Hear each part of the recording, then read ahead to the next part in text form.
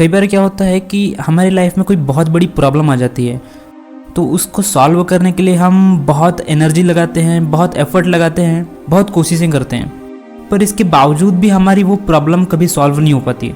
तो हमें लगता है कि यार हमने तो बहुत मेहनत करा, बहुत एफर्ट लगाया, पर हमारी प्रॉब्लम सॉल्व क्यों नहीं हुई, हमने तो अपना 100% दिया। तो हाँ, ऐसा होता है कई बार कि प्रॉब्लम तो सॉल्व नहीं होती जो हम चाह रहे होते हैं, लेकिन जो हम एनर्जी और एफर्ट लगा रहे होते हैं, उस एनर्जी और एफर्ट के लगाने से वो प्रॉब्लम तो सॉल्व नहीं होती, लेकिन हमारी लाइफ के कुछ ऐसे एस्पेक्ट्स होते हैं जो बेहतर होने लग जाते हैं। ये चीज़ आपने शायद ज़रूर नोटिस करा होगा कि हम कोशिशें तो करते हैं, लेकिन उस डायरेक्शन में वो हमको रिजल्ट नहीं देता, लेकिन किसी और ही डायरेक्शन में हमको रिजल्ट्स मिलने लग जाते हैं। तो एक्चुअल में यूनिवर्स का बिहेवियर ही कुछ इस तरीके का है कि वो आपको उस तरीके के रिजल्ट कभी नहीं देगा जैसा आप चाह रहे हो, लेकिन जब आप लाइफ की जर्नी को जी रहे होंगे तो आपको बाद में जाकर के पता चलेगा कि जो चीज़ें आपके साथ पहले हुई थी वो क्यों हुई थी। तो बहुत बाद में जाकर के सारे डॉट्स कनेक्ट होते हैं और हमें समझ में आता है कि पहले जो हमारे साथ हुआ था वो क्यों हुआ था। तो यहाँ पर एक बहुत बड़ी लर्निंग छुपी हुई है, और वो ये है कि कोई भी जब काम करो तो कोशिश करो कि अपने नेचुरल फ्लो स्टेट को फॉलो करो। जितना हो सके उतना अपने बेसिक नेचर के हिसाब से आगे बढ़ने की कोशिश करो, चाहे उससे प्रॉब्लम्स ही क्यों ना आए।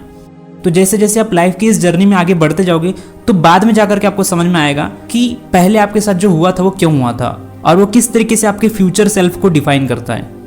जैसे मैं आपको इसे एक एग्जाम्पल देके समझाता हूँ। जो नदी होती है उसे अल्टीमेटली समुद्र में जाकर के ही मिलना होता है, उसका पर्पस ही ये होता है कि उसे समुद्र में जाकर के मिलना है। तो कायदे से तो उसे सीधे सीधे रास्ते से होकर के गुजरना चाहिए और समुद्र में जाकर के मिल जाना चाहिए।